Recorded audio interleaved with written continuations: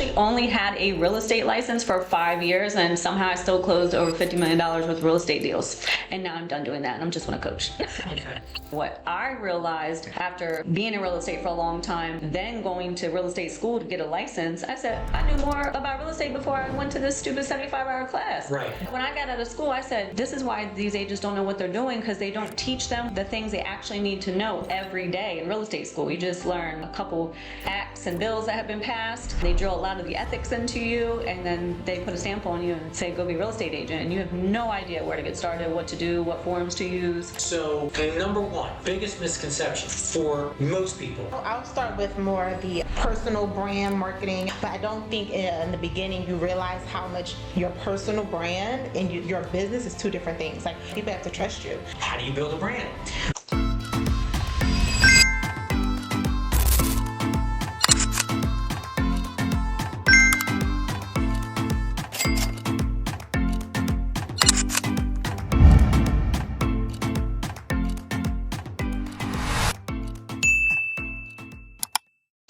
Welcome to the Real Estate Show with Pat Lopez, where we talk everything real estate. Today, my guest is Teonna McCurry and Tess Adams. Welcome to the show. Thanks, Pat. Okay, so we're going to go into Real Estate Pro Coach. What is that? How did it come about? And what you guys do is you help newer agents with coaching, and you also help newer agents who are part-timers, correct? Correct. It's one of the specialties? Okay, so before we jump into what your coaching looks like, how did you get started in real estate? Whoever wants to start that one off. I'll start first because mine is a little shorter in time span.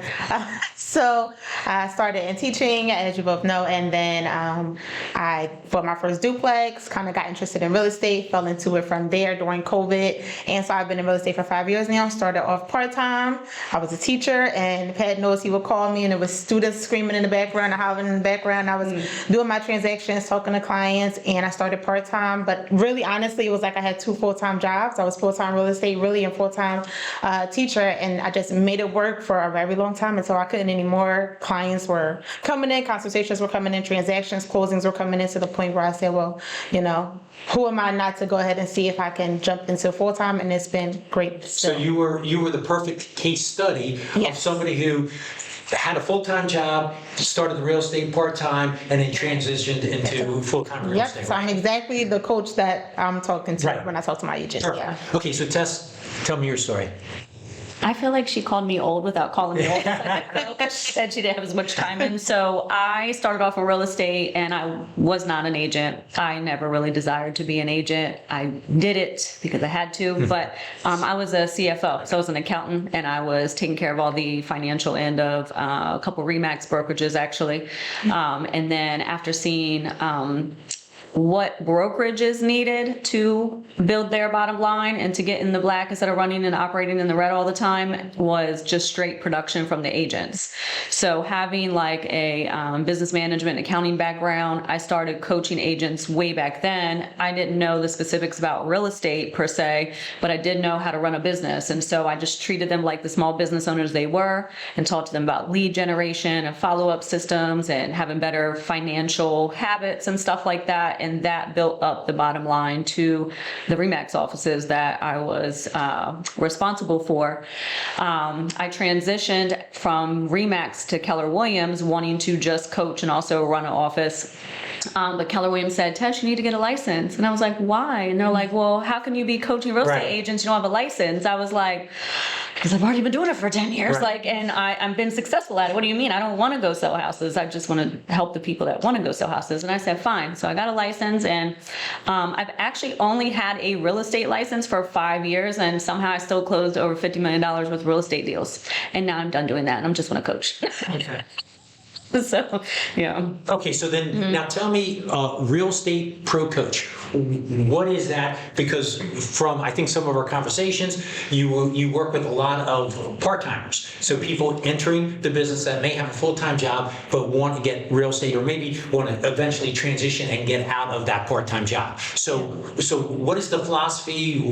What do you guys do as far as that? Well, I started the Real Estate Pro Coach LLC a few years ago, and the main purpose was because I was the pro coach for Keller Williams and Power, and other agents that were not affiliated with Keller Williams felt weird about approaching me for help or wanting to hire me to help them because we're competitive amongst our different Right. brands here, right? And I understood that, and I said I need like another door to open for them, so they realize that okay, Tess here is pro coach Keller Williams, but she's also just real estate coach over here. After meeting Teonna, and like I said, she's like proof in the pudding, if you will, and her having so much success in real estate after getting started, and also having teaching experience, I just felt like she was the best candidate to partner with. So now we are 50-50 partners in the Real Estate Pro Coach. And the main reason for that was just to allow other agents to feel more comfortable, like knowing we are not going to recruit you to KW. You can come to us. It's a safe space. There's confidentiality, and we truly just want to be a resource for agents, whether they're brand new or they feel plateaued, because it's just the nature of the beast that you don't get that hands-on training once you get to most of your brokerages, because they allow them to be too big. Like there's too many agents per each broker. Right. Are you thinking about buying, refinancing, or investing in real estate? I've been a loan officer for 30 years, helping my clients find the right loan for the right property. I keep it simple and honest. If you want real numbers and guidance you can trust, give me a call. Now let's get back to the show. So you can't get that type of, hands-on assistance. And what I realized after being in real estate for a long time, then going to real estate school to get a license, I said, I knew more about real estate before I went to this stupid 75-hour class. Right. Yeah. When I got out of school, I said, this is why these agents don't know what they're doing, because they don't teach them the things they actually need to know every day in real estate school. You just learn a couple acts and bills that have been passed. They drill a lot of the ethics into you, and then they put a stamp on you and say, go be a real estate agent. And you have no idea where to get started, what to do, what forms to use. It's just a weird scenario. So we're trying to fill in that gap, because I just find it a little scary that they put all these people through this 75-hour class, and they're responsible for hundreds of thousands of dollars worth of people's money and transactions and very important life decisions, but they don't have the support they need.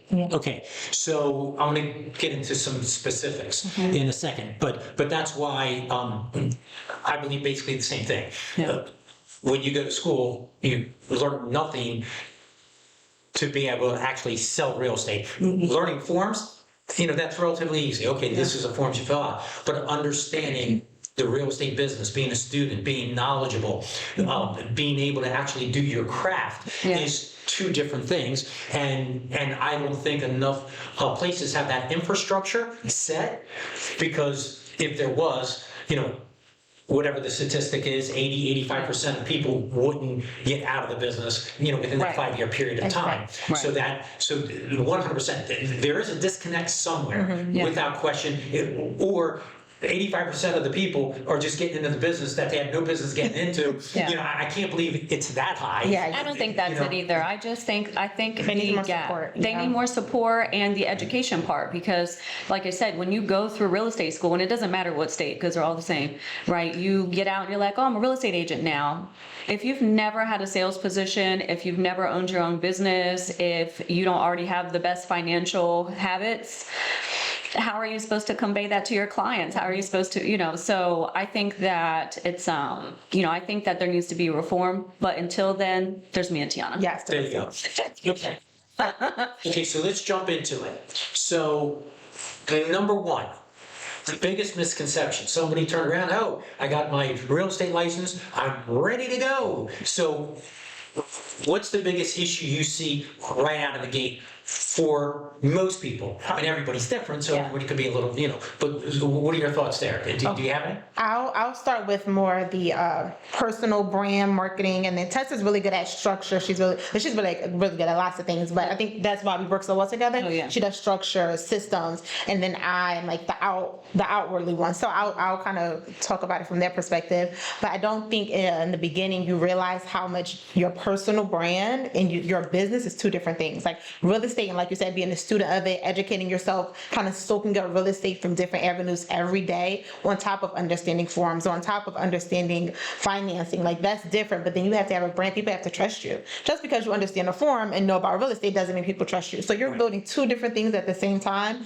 and it just has to mesh, and you have to do it consistently. You have to show up. And so I think that's the biggest misconception. Like, oh, I have my real estate license, people are going to want to use me. Okay, hold on. Yeah. So now I told you we're not talking abstract. Yes, okay. So brand, by saying building a brand. Yeah. How do you build a brand? So knowing yourself and saying, this is what I present to the table. This is why you should choose me outside of any other agent. There's thousands of agents, even on social media, such and such. Everybody brings their own strengths to the table. But you have to be able to communicate that. You have to know that. You have to be confident in that and say, hey, this person does really good at what they do. Their brand is good. That doesn't mean they're my competitor. It just means what they do is really good, but I have to be confident in what I do, and I have to show that to the world and be confident showing that to the world. Okay, Yeah. so give me an example. I told you I was going to. Yeah, all right, let's delve into it. So my personal brand is Yes, perfect. education. Right. It's about trust. It's about relationship. I build relationships with people, and then when they are ready to make a real estate transaction, they choose me because they trust me. I don't lead with sales. I've never had a sales position. I'm a teacher. Like, that's what I do. I taught second and third grade. I mean, I wasn't selling anything to them. But I said, how can I lean on what I am genuinely and authentically good at? And that's teaching people, building trust and building relationships. Okay, so I have a question for you then. Yeah. So from what I'm hearing, Yeah. I'll get to you in a minute. It's fine. So what I'm hearing is, let's say I love to fish, Yeah. trout fish or whatever. So would I turn around and be in all the different communities of fishing, all that kind of stuff, we're saying, and be involved in that community, talk about fishing. Hey, and also, hey, if you need any real estate help, I'm also a realtor. So because they already know, trust me, and we have something in common, Yeah. and that's what I go by. Precisely, right? I want to stay in that community. Exactly. So I work out. I go to workout groups, fitness groups. I build those relationships. We do not talk about real estate every day while we're working out, but we build relationships, have genuine conversations, find commonalities, and then say, hey, like, oh, I trust Teonna. Teonna, I see you're a real estate agent, and then that's how you build it that way. So it does not always have to be real estate centered. You want to Right. build relationships. with Okay, people. so when you're building a brand, it would be trying to figure out how I can go out, meet people, where do I actually meet people, engage, what are interests I have, to where they also have common interests. Or let's say I'm pregnant. I'm not gonna get there, that was gonna be a bad joke. But anyway, so let's say,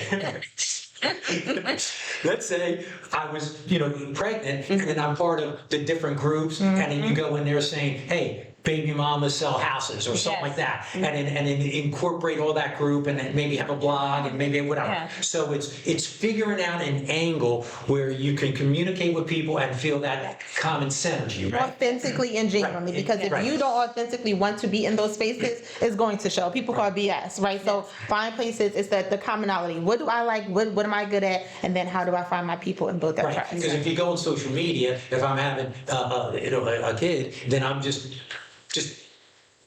posting different articles about different things, whatever, and then maybe tagline, baby mama sells houses or something like that, where I don't know, this is not scripted. This is this came out of left field, but you know what I mean? And build that kind of community. So you're not separating yourself from everybody else because you're coming at it from a different angle. Only the way that you can, absolutely. Well, it also builds that bridge between your comfort zone, because that's genuinely, authentically who you are, and that's your sphere of influence, which we talk about a lot when you get into real estate. It's about, connecting with your sphere of influence, et cetera. And if you're brand new to real estate, that's not going to be a comfort zone. I'm going to be making you do all types of things and telling you all types of things that are going to make you feel very uncomfortable because you don't feel confident about it because it's new. There's a lot of limiting beliefs that people have they have to get over when they change career fields or add a new career field or revenue stream, right? So when you act from within your comfort zone in your sphere and you get to gradually grow out, so you're like on a stronger foundation. If you show up in real estate, like I have my license, I want to be this, like, I don't know, people always say, oh, I want to get into luxury real estate because they think $1 million houses Right. and gazillion dollar paychecks, which is also one of the biggest misconceptions Right. of real estate. But that's what they want to do. But if they've never even been inside of $1 million house, they don't know anyone that owns $1 million house, they're not going to be able to go hang out at the necessary places and events where people with that type of money have. They're never going to gel with that crowd. So you have to work your way up to stuff like that. I feel like, luxury real estate, unless you grew up in that sphere already, you have to work your way into that. And it's not to limit someone. It's just you can't jump in with both feet because you're going to be like that weirdo at the party. Okay, so step one is figure out who you are and how a business strategy of how to succeed, in real estate. Okay, so that's step number one. Yes. That I'm sort of hearing. Okay, then what would be the next thing that somebody would have to think about? So the next thing is that business and that structure, the processes and the systems behind that. So I'm like, you need to pick your niche because I need to know who you want to talk to, so we can figure out how you're going to talk to them, what cadence, because different groups of people in different niches have different cadences of like outreach and follow up and stuff like that. And as you mentioned a million times, like people say we work with part-time agents. I don't personally use that phrase because I always tell my people, I'm going to teach you how to make real estate work for you. You're not working for real estate. And most of our part-time agents are whooping the tails of full-time agents in our office. Like they are closing more deals a year. They're getting into business faster. And so I'm like, whether you're considered part-time or full-time doesn't matter, but building out a schedule and sticking to it, a mini business plan. You don't need like one of those, we're not applying for funding, so we don't need that type of business plan, but I make them write down their goals and break it down. And then we say, okay, well, with your current schedule, with your full-time job, with your kids, with your significant other, with your Pilates class every Wednesday night at 7:00, when are you actually going to make time to focus on this new real estate business, which is another thing that gets glazed over in class. They briefly mention how, you are going to have a business now and you're not going to be a W-2 employee, you're going to be a subcontractor, and maybe figuring out your finances is a good idea. That's about all you get in real estate school. And it's a lot more important than that. So by the time they figure out what they want to do, and I'm going to teach them, this is how you're going to do it. And then I give our agents, when you join like any of our programs, you start coaching with us, you get a profit, loss, and a budget worksheet that's like helps you plan out your life essentially. You get a template to put your current personal calendar in, your work schedule in, and then I make you put, I don't know, I think Teonna's a little softer than me, so she probably strongly suggests, but you're not getting off Zoom with me until I see that you put your schedule together, because I don't know how to coach to infinite amount of time or no time that you're putting into your, I always tell people I'm not a motivational speaker. I am like a business coach. And so when you're talking to me, we have to do some kind of business. We have to Right. move people forward. Okay. Yeah. So that was an exact question for the agents that have, because we're not going to call them not part-time anymore. Not part-time anymore. The agents that have two jobs. Yes. Yeah. So for them, yes, you have to budget time. Yeah. Because if somebody is calling you and you're at your other job, you have to figure out, hey, this is what I'm available for phone calls, this is where touch base, Exactly. that kind of thing. I mean, that's supremely important. And I do agree with the budget. And even, hey, if you do sales, transactions, well, you have to set money aside because Uncle Sam, if you're a W-2 employee, Uncle Sam's going to be knocking at your door saying, hey, you owe me some money. Yes. And keep a track of expenses and everything else. Yeah. So you really go deep into that, which is super important. Now, let me ask you this question. Has anybody turned around and, like you said, have Pilates, this, that, and the other, full schedule, and then turn around and you hit them with, and at what point are you going to try selling real estate? Every time. Yeah. Okay. Every time. And then does anybody say, Oh, quite often. That's a good question. Yep. Yeah, and that's, I said, because it's so glazed over that when you go to get a real estate license, you are starting a business. Whether that was in the forefront of your mind or didn't even cross your mind, it's happening anyway. Right. It's happening anyway, or you're not going to be practicing real estate. So now you own a business, so we need to run this like a business.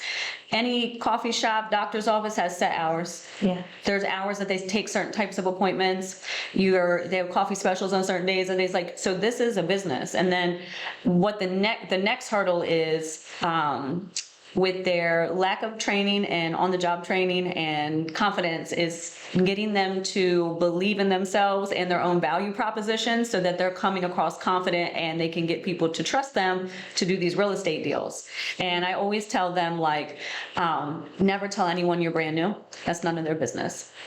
And you have me and Teonna, and that's like 20 years of business and real estate experience behind you. You know what I mean? And so you don't have to have the answer for everything. You just say, I'll get that answer for you. Don't feel pressured to commit to things that you're not going to, what is it? Overpromise, underdeliver, right? You know, I heard somebody say this and I thought it was a really good idea. I don't know how it would work, but if you're a new agent, turn around and go and say, hey, I'm a brand new agent. I'm going to take you through my journey. And then put it on here. I spoke to this person. I called this person. I knocked on these doors. I did this. Then I did my first contract, whatever. I don't know. I thought that would be incredibly authentic. Now, it'd be that, you know, if you're on the other side. Well, it depends. It depends who you're talking to. Yeah, it depends. Some people will receive that. Exactly. Some Right. But people won't receive that. either way, you have to be intentional about it. Right. It just can't be like, I'm brand new, I have no idea, use me. It can't be that. Right, It can right, be, right. I'm brand new, look at me going to my training, let Right. me see my resources. Correct. Exactly. The training Yeah. stuff could be. Yes, you have to. And then somebody would turn around and say, oh, let me follow this person on this journey. It'd be, you know, like Yes. anything else. Okay. Yes. I don't know. I just thought it would be interesting. But I'm happy you if said that. Yeah, Yeah. right. Exactly. Yes. Yes. It could work, maybe, Yep. right? Yep. Okay. Now, Teonna, when I spoke to you prior, Yeah. when you were teaching, Yeah. you told me you'd wake up first thing in the morning. I don't even know what time it was, 4 o'clock, 5 o'clock in the morning. You spend like an hour or two, you know, looking through the MLS, looking at different properties that are available, blah, blah, blah. Then from there, you know, you'd go to work. And then at lunchtime, like an hour, whatever, an hour and a half, you're making phone calls, doing whatever. And then right at 4:30, boom. So you had it all like budgeted. Bam, bam, bam. So that's one of the things that you're Yes. talking about where you have, you know, and then you mentioned something that, you know, you have no love life because I'm teasing.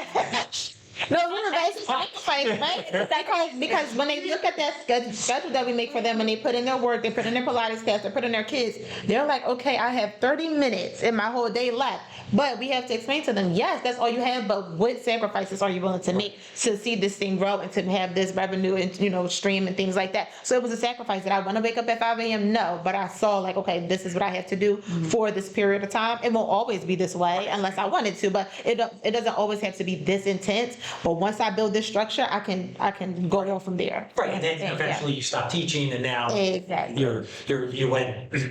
you only have one job instead of two. Exactly. Not far. Okay, so what else? What else? We'll just talk about one other thing because we're not going to give away the goods. I get that. So, what other thing? We talked about, you know, branding, figuring out your plan of attack, setting up a budget and a schedule, you know, that you can follow. Is there anything else that you would want to mention? There is a glaring thing that I encounter, especially because I am talking to agents that, I mean, you know, I can put people into a free real estate school. They get out of real estate school and I tell them, you know, there was like, oh, do I have to come, you know, join your team or be with your coaching program Right. now? And I'm like, well, that would be so kind of you because I give you free school, but no, you can go interview brokerages and stuff like that. I would probably say over 90% of people who graduate the real estate school, whether it's mine or Temple or wherever you go and get this taken care of, their main focus is how much money do I get to keep or like what the commission splits are. Yes. You're never getting a commission at most brokerages that you show up to because there is no hands-on coaching or training structure to get you there. Right. You are going to flounder around for a year or two. Agents that get out of school and they have no prior sales training at all, and this is like their first business owning experience, it takes over a year or they never sell a house. You're never getting that commission. And so with that being said, you can't focus on what your commission split is because 100% of Nothing. $0 is $0. That is It's a fact.